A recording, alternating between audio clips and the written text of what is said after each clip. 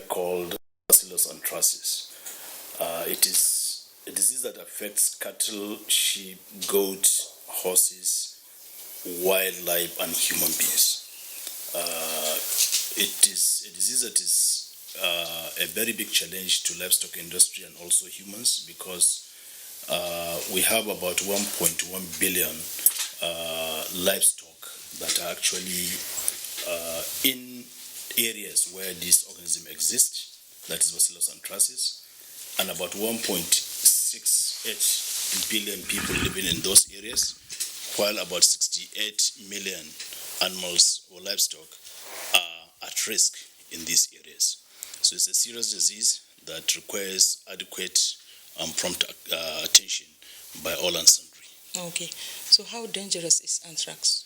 Well, dangerous in the sense that it is a disease that affects humans. We have what we call zoonotic diseases, and anthrax is one of them. And unfortunately, it is one of the neglected zoonotic diseases. We have 8 in number. We have anthrax, we have bovine tuberculosis, we have brucellosis, we have leishmaniasis, we also have African horse sickness, and rabies.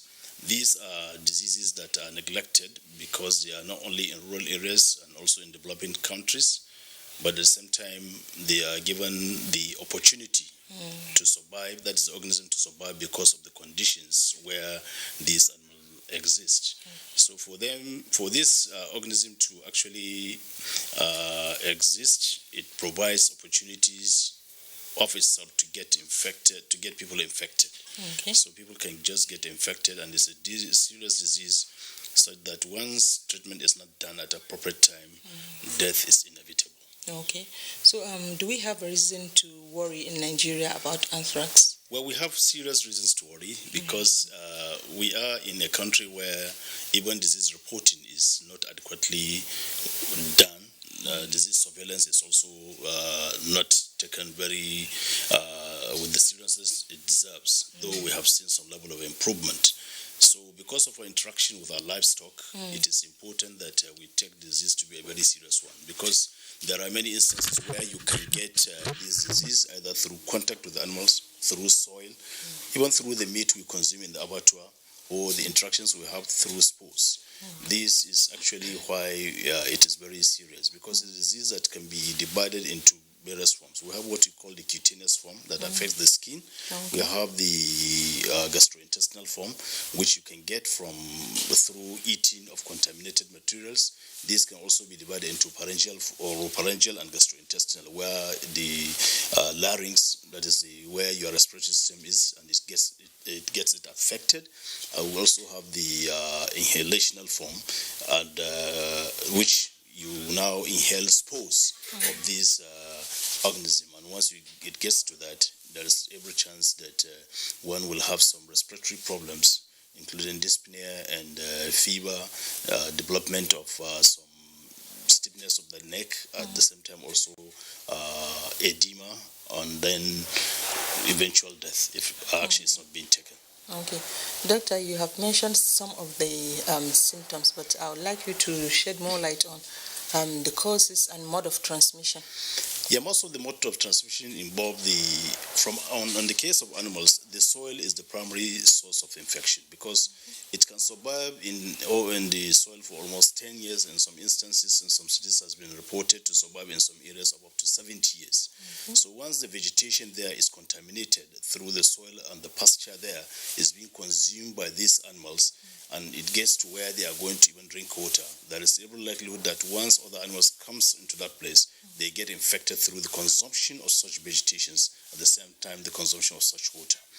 From there, you can also get the infection when humans have interactions with these animals, even through the spores that you hardly at times see.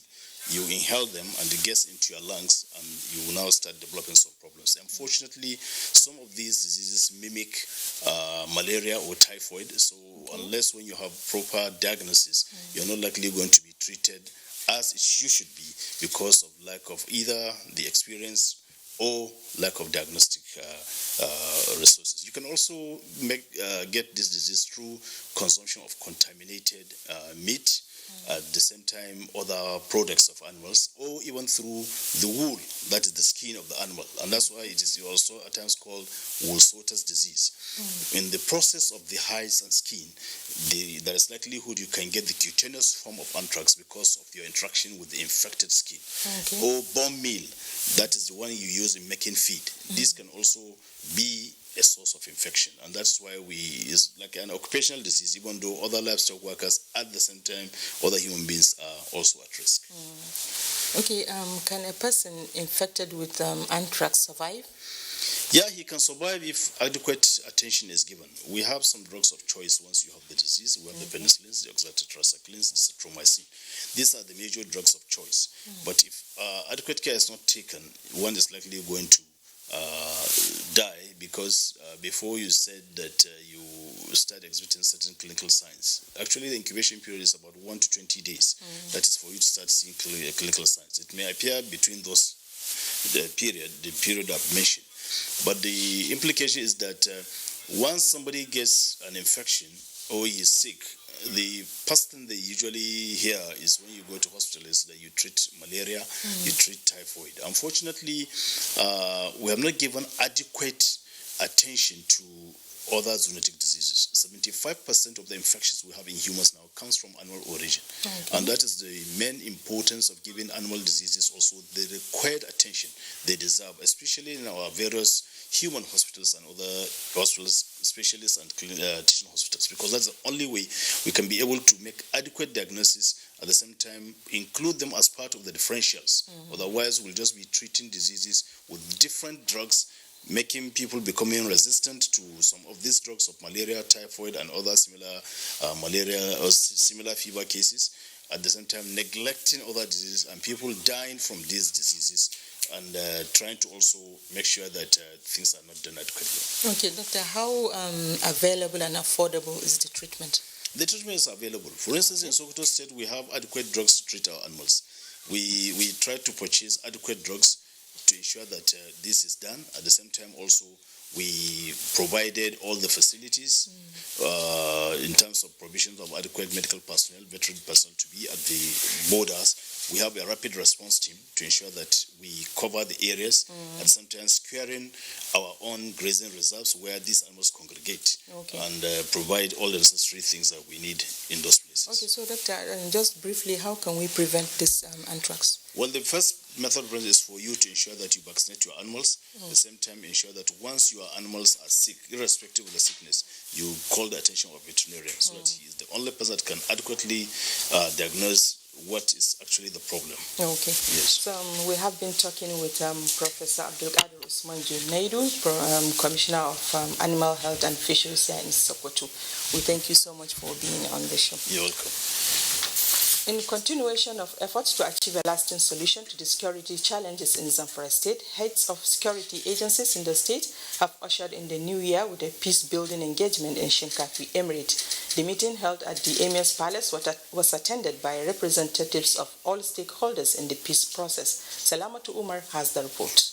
Meeting is a follow-up to series of peace-building engagements already started under the leadership of the Zamfara State Commissioner of Police, with a view to consolidating on the success so far recorded by the peace initiative. Participants at the meeting include representatives of Hausa Fulani communities as well as religious and traditional leaders. The deliberations largely centered on some grievances occasioned by the recent cases of farmers-herders conflicts in the area. Representatives of the warring parties were given equal opportunity to voice out their grievances and to lodge complaints to the peace committee, while farmers accused the Fulani herders of encroaching their farmlands. The Fulani said the government is yet to provide them with dams as part of the terms and conditions of the peace accord. People freely express their grievances, and those grievances will be taken to the appropriate authority for redress. The special advisor to Zamfara State Governor on Conflict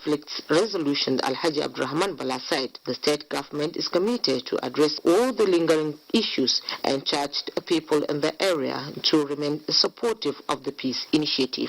Earlier, the Emir of Shinkafi, Alhaji Muhammad Makwashi Isa, spoke on the positive impacts of the peace accord in the emirate and assured that all traditional rulers in his domain will continue to champion the cause of consolidating on the feats achieved so far. From Gusau, Salamat Umar Abdullahi, NTA News. Based on Panorama this afternoon, thanks for staying with us. Good afternoon.